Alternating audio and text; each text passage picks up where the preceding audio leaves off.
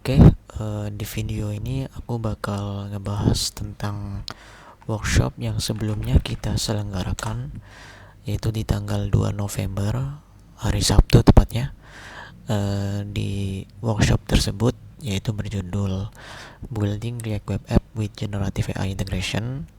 Di situ kita udah mencoba bikin aplikasi chatbot uh, dengan mengintegrasikannya ke salah satu platform atau layanan dari generative AI yaitu Gemini, dan fungsionalitas dari chatbot tersebut udah berjalan. Cuman di sini aku bakal menyempurnakan lagi dari aplikasi yang kita buat. Nah, kalau misalkan teman-teman cek di repository ini, teman-teman bakal ngelihat branch-nya. Di sini baru ada branch master. Nantinya aku bakal bikin branch baru, yaitu bisa berupa branch release atau apapun. Mungkin branch release yang bakal aku buat. Jadi teman-teman bisa ngikutin dari branch master ini. Dan ini link repositorinya bakal aku share di deskripsi video nanti. Nah, kalau misalkan teman-teman udah menuju link repository ini, apa yang perlu dilakukan adalah menuju ke button code ini yang berwarna hijau. Di sini teman-teman bakal ngelihat ada 3 pilihan ya, HTTPS, SSH, atau GitHub CLI. Nah, di sini teman-teman bisa pilih yang HTTPS, klik copy URL to clipboard, lalu teman-teman bisa buka terminalnya. Di sini teman-teman bisa menuju directory di mana project ini bakal disimpan. Atau kalau misalkan teman-teman sebelumnya udah ngikutin, mungkin nanti bisa mengikuti update dari repository ini. Nah, kebetulan di sini belum ada projectnya, jadi aku bakal simpan di documents di project di sini. Nah, teman-teman tinggal tulis git clone, terus paste URL yang tadi kita copy di sini, lalu tekan enter. Nah, kalau misalkan udah berhasil, teman-teman bisa cek di ls. Nah, sesuai apa yang terlihat di yang pertama ini ada AI chatbot app. Teman-teman tinggal ketikan cd lalu AI chatbot app, kemudian buka Visual Studio Code-nya dengan cara code spasi dot gini. Lalu Visual Studio Code bakal terbuka sesuai dengan project yang tadi kita buka di terminal gitu. Nah, kalau misalkan udah terbuka kayak gini, ini kita close aja karena kita belum melakukan perubahan. Nah, kemudian teman-teman buka terminal di Visual Studio Code dengan shortcut Ctrl backtick ini. Nah, karena aku bakal bikin branch baru, di sini aku bakal mengetikkan git checkout min b release. Jadi nantinya di repository ini bakal ada branch release, yang mana branch tersebut merupakan branch yang terupdate gitu. Nanti teman-teman yang mengikuti bisa mulai dari master, atau yang udah ada projectnya nanti tinggal mengikuti dari release gitu. Nah, kemudian apa yang perlu dilakukan adalah menginstal dependensi yang ada di package.json atau package log.json yang tertera di sini dan juga di sini. Itu dengan cara ketikkan npm install kemudian enter. Nah, kalau misalkan kita udah melakukan npm install, nantinya akan muncul folder baru yang ada di atas ini, yaitu node modules, yang mana ini merupakan folder yang berisi dependensi dari project kita gitu. Tapi di sini kita nggak bakal berinteraksi dengan node modules ini. Nantinya kita bakal berinteraksi dengan folder source atau src ini gitu. Oke, kalau misalkan udah menginstal dependensinya, kita coba lihat dulu aplikasi kita dengan cara ketikan npm rundev. Perintah ini sebenarnya ada di package.json, yaitu di atribut scripts di indeks pertama. Jadi kalau misalkan teman-teman punya mendefinisikan runnernya seperti dev, build, lean atau preview, nanti cara jalaninya itu cuman npm run dev, npm run build, npm run lean atau npm run preview. Jadi di sini bisa ditambahkan kalau misalkan ada keperluan bikin runner yang singkat gitu. Nah, kalau misalkan udah berjalan, di sini bakal muncul URL lokal kita, tinggal klik ctrl, klik kanan, klik kiri gitu. Kalau misalkan udah terbuka, nah projectnya bakal tampil seperti yang ada di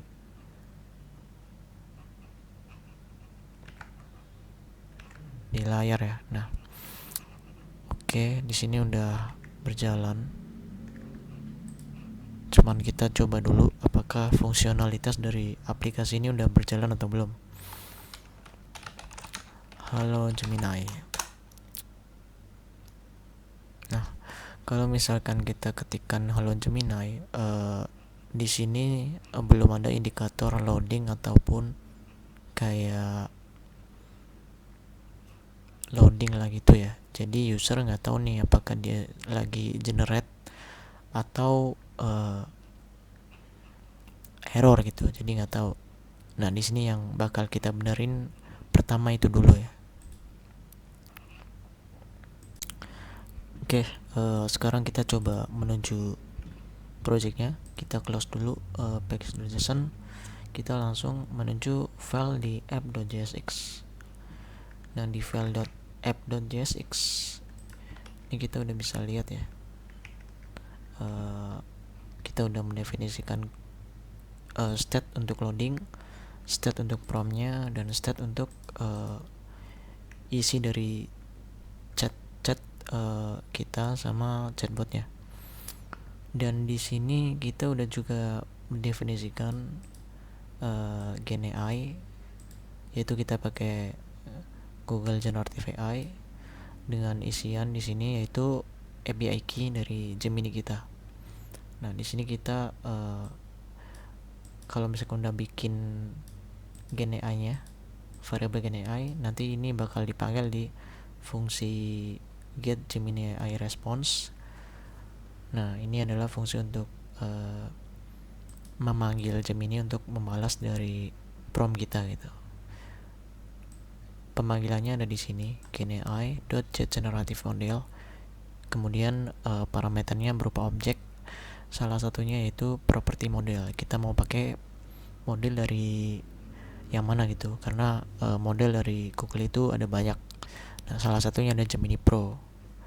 Nah, kemudian kalau misalkan kita udah mendefinisikan modelnya, kita bisa mendapatkan result sesuai prompt kita, yaitu dengan memanggil model yang tadi kita definisikan, yaitu model.generateContent dengan parameter yaitu prompt yang kita input, yang mana prompt ini diambil dari state kita yang kita buat gitu. Nah, kemudian kita bisa parse responnya, yaitu dengan cara memanggil result, yang mana result ini nantinya bakal munculkan banyak atribut. Nah, kita cuman perlu memanggil atribut response, kemudian kita ambil text responnya aja dengan ditampung di variable response text, yaitu respond.text gitu. Nah, kita tinggal masukkan ke dalam state kita ini, set chat response, kemudian destructor, atau kita kasih res parameter untuk mengurai semua isi chatnya dengan memberikan tipe setiap message-nya untuk user atau bot. Jadi kita bisa mengetahui kalau misalkan chatnya itu dari user, nanti tampilnya kayak gini, rata kanan. Kalau misalkan dari bot, dia bakal tampil rata kiri gitu. Nah, kemudian ini ada set is loading, dan yang pertama dan yang di baris 16 dan 30 itu kita set loadingnya true di awal. Kemudian kalau misalkan udah berhasil, kita set loadingnya menjadi false gitu. Nah, ini ada block try catch, yang mana block try catch ini untuk mengindikasikan bahwa fungsi ini berjalan atau error gitu. Kalau misalkan block try di sini ternyata error, dia akan kelempar ke sini. Jadi kalau misalkan ada error, bakal gampang di debugnya gitu. Ini fungsi yang kita buat ya. Oke, kalau misalkan udah ngerti tentang fungsi-fungsi yang kita buat tadi, kita coba bikin loading supaya dia itu ketahuan kalau misalkan kita chat dia itu lagi generate atau enggak, atau error gitu. Jadi kita tahu bahwa dia itu lagi generate, itu ada loadingnya. Apa yang perlu kita lakukan adalah kita melempar state kita is loading, karena di sini masih berwarna abu-abu ya, belum nyala. Jadi karena dia belum dipakai. Nah, kalau misalkan kita mau pakai, kita tinggal tambahin aja di propertinya atau propsnya. Kita tuliskan is loading sama dengan is loading gitu. Kemudian kita klik ctrl, terus kemudian klik kiri. Nanti secara otomatis dia akan menuju komponen chatbot interface. Nah, kita tambahkan juga, karena di sini kita menambahkan is loading, property is loading, maka di sini kita tambahkan property is loading juga. Nah, kita panggil lagi di komponen chat input, yang mana chat input itu merupakan komponen yang bagian bawah. Itu berupa input text sama input button kliknya gitu. Nah, kita lempar lagi propertinya ke dalam sini, itu is loading. Kita isi is loading. Nah, kalau misalkan udah, kita ngelihat ya bahwa di sini is loadingnya ada garis merahnya. Kenapa? Karena dia belum didefinisikan tipe datanya dengan menggunakan prop types. Caranya kita tinggal tambahin aja is loading (2) prop types. Karena dia nilainya berupa true dan false, berarti dia tipe datanya boolean. Kita tinggal tambahkan dot bool gitu. Nah, nantinya garis merahnya dia bakal hilang. Nah, kalau udah, kita coba tekan ctrl, terus klik kiri menuju komponen chat input, isi juga di sini is loading propertinya. Kemudian kita lempar lagi ke input button. Nah, di sini ada dua komponen ya, yaitu input text dan input button. Kalau teman-teman lihat di interface-nya, input text itu yang bagian ini ya. Kalau misalkan input button itu yang bagian kanan ini. Nah, kita mau loadingnya itu ada di sini. Jadi kita opernya di input button gitu. Kita tambahkan propertinya di sini is loading sama dengan is loading gitu. Nah di sini bakal tampil sama karena dia itu garis merah gitu kan. Karena dia belum didefinisikan tipe datanya dengan prop types, kita tambahkan saja seperti yang di komponen sebelumnya seperti ini. Nah, kemudian kita masuk ke input button. Nah di sini ada indikator bahwa action ini garis merah seperti is loading tadi, karena dia itu belum didefinisiin tipe datanya. Karena action itu berupa fungsi, maka kita prop types-nya menuliskannya itu prop types.func gitu. Nah, kita coba lempar lagi ya, karena di sini tadi is loading, kita berikan properti is loading seperti ini. Terus kita tambahkan juga prop types-nya seperti ini. Kemudian kita bakal tampilkan tulisan loading atau logo loading gitu dari icon gitu nantinya, untuk menggantikan icon dari send itu. Nah, kalau teman-teman lihat ada komponen send ini. Komponen send ini berasal dari Lucid React, yang mana dia itu akan menampilkan icon seperti ini. Kita coba berikan indikator loading dengan cara kurung kurawal, tuliskan is loading, tanda tanya, loading send, seperti ini. Nah, ini merupakan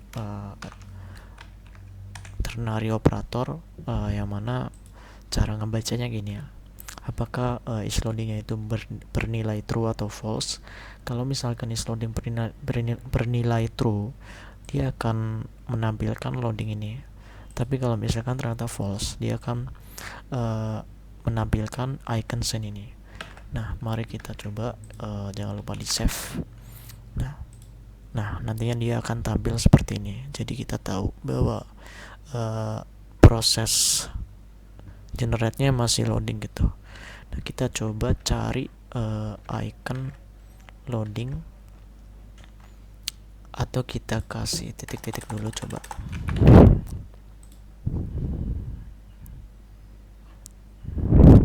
Nah, tampilnya seperti itu. Kemungkinan kita bakal coba pakai icon dari Lucida React.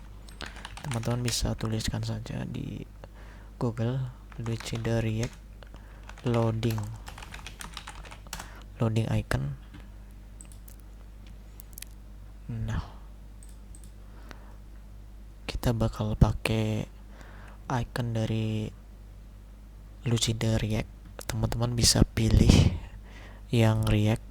Nah, teman-teman tinggal copy aja nih, import dari loader ini kayak gini, tinggal pakai aja di sini, loader Lucida React.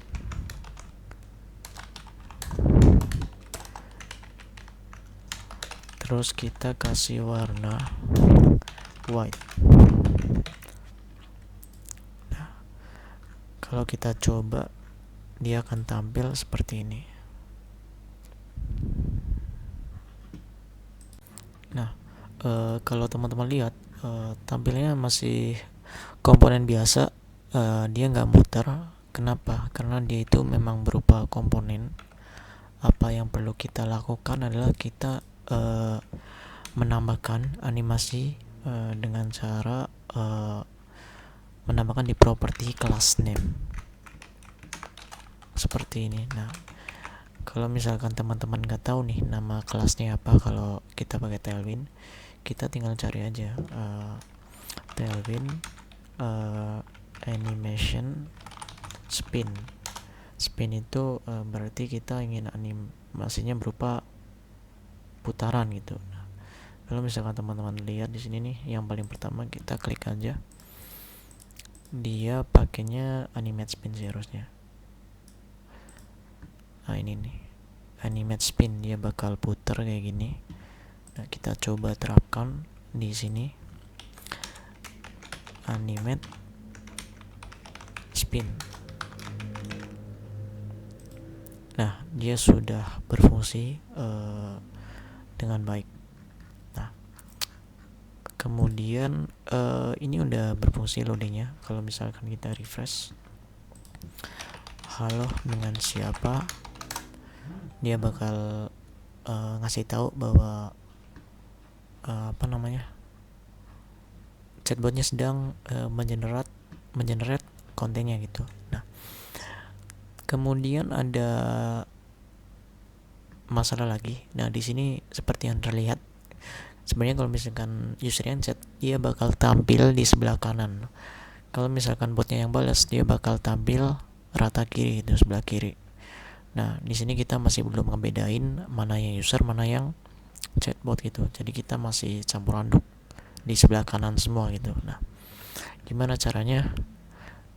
Caranya adalah kita balik ke komponen chatbot interface. Nah, kemudian kita pilih chat content.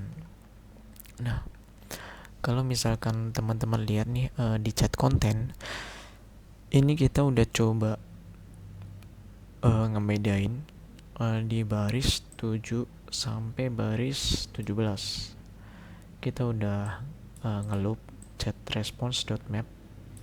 Dia bakal menampilkan semua isi chatnya berdasarkan isi dari chat responses ini gitu. Kita udah coba uh, memberikan kondisi, yaitu jika chat respon type-nya berupa user, kita pakai komponen ini, class name, ukurannya wfull, terus justify n. Nah, justify n ini yang mengindikasikan bahwa posisinya itu ada di sebelah kanan gitu. Kalau di Tailwind ada yang namanya start dan end. Kalau misalkan start itu di awal, kalau end itu di akhir. Nah, di sini kebetulan komponennya masih sama nih. Nah, ini kan cara ngebacanya gini nih, Kak. Apakah dia tipe chat responnya user, maka dia menampilkan ini. Kalau misalkan ternyata bukan user, berarti dia menampilkan ini. Nah, yang perlu kita ubah berarti komponen yang ini. Kita cuman ubah bagian justify end dari justify end jadi justify start. Ini. Nah, dia bakal tampil seperti ini. Gitu. Oke, nah selanjutnya ada problem lainnya. Biasanya kalau misalkan kita chat placeholder dari input text ini bakal ke reset gitu. Sedangkan di sini kalau misalkan kita klik buttonnya atau klik enter, dia belum ke reset seperti ini. Nah, gimana caranya? Kita bakal panggil di input button resetnya, yaitu sebelum action ini. Nah, kita balik ke komponen chatbot interface, app.jsx. Nah, di sini ada set prompt input value. Teman-teman tinggal lempar aja set prompt input value-nya. Kalau misalkan udah dilempar ke chatbot interface, kita tinggal klik komponennya, kemudian cek apakah dia udah masuk set prompt ke chat inputnya, set prompt input value. Kalau misalkan udah, kita klik lagi komponennya. Kita perlu ngereset di dua komponen tersebut. Yang pertama yaitu di input text-nya. Kalau misalkan kita klik enter, dia masih belum ke reset juga kan. Nah, di sini kita bakal panggil karena dia udah dilempar ke komponen input text, kita langsung ke komponennya aja.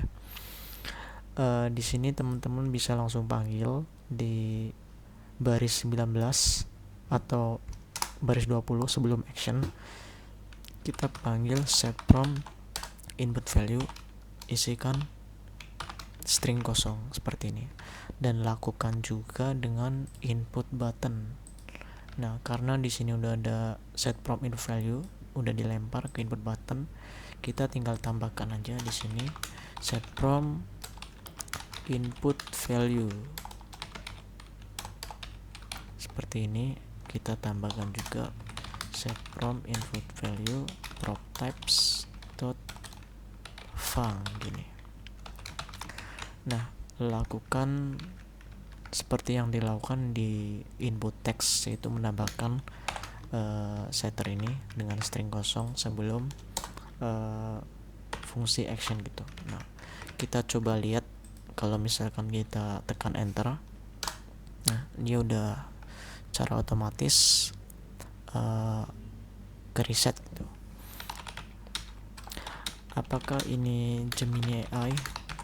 Kita klik buttonnya, nah dia udah bisa ke reset gitu. Jadi seperti platform chat pada umumnya. Oke, yang terakhir adalah kalau misalkan kita chat nih di sini, dia nggak otomatis ke scroll ke bawah ke chat yang paling baru. Nah, kendalanya di sini nih. Kita perlu update di chat kontennya. Langsung aja ke chat konten. Nah, di sini teman-teman hanya perlu menambahkan ref cons ref chat, kita namain variabel chat container ref gitu. Kemudian kita panggil useRef 0 kayak gini. Nah, asal kalau teman-teman tahu nih, useref ini untuk menandai kondisi dari komponen kita gitu. Nantinya chat container ref bakal kita masukin di tag div dengan cara ditambahkan di atribut ref seperti ini. Kita masukkan chat container ref, jadi dia bakal mengamati dari komponen div ini nih. Kalau misalkan ada perubahan, nilai 0 ini bakal berubah gitu. Nah, kita perlu mengamatinya dengan use effect seperti ini.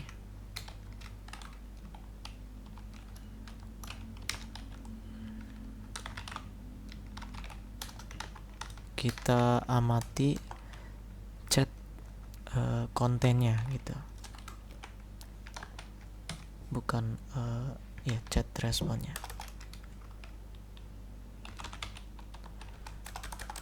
Chat responnya yang merupakan diambil dari properti ini komponen. Nah, apa yang perlu kita lakukan adalah menambahkan pengkondisiannya gitu. Kalau misalkan teman-teman lihat nih, udah di generate nih sama Copilot. Jadi ketika dia bakal scroll ke atas. Kalau misalkan kontennya berubah, kita tinggal tambahkannya seperti ini. If chat container tidak .current tidak sama dengan 0, kita tinggal panggil kode tadi gitu, seperti ini. Nah, kita coba. Nah, secara otomatis dia bakal langsung scroll ke chat konten yang paling bawah gitu. Itu fungsi dari ref. Mungkin seperti ini sih hasil dari chatbot AI yang kita buat dan telah disempurnakan melalui video ini.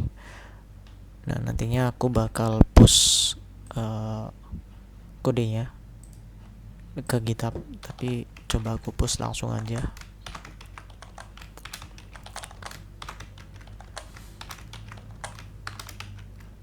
Ini ya.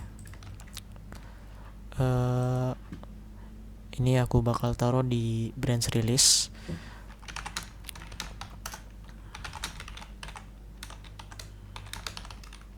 Git commit min m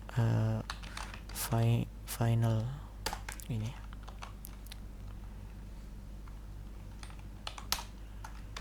Sorry. Git push.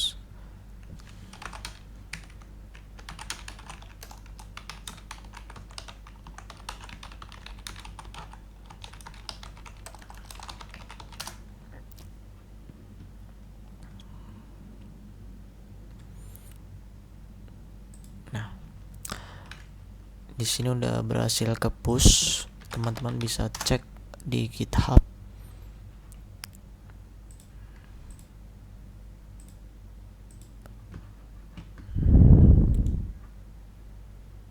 Dan nantinya teman-teman bisa langsung cek di AI Chatbot App Repository. Nah, teman-teman bisa ngikutin dari rilis gini. Nah, ini teman-teman buka repositorinya, lalu pencet tekan branch ini, masuk ke rilis gitu. Teman-teman bisa ngikutin dari sini. Kalau misalkan teman-teman mau ambil kode yang di awal video ini, bisa teman-teman ambil dari sini. Atau teman-teman udah punya nih kodenya, tinggal disesuaikan aja sesuai yang ada di rilis.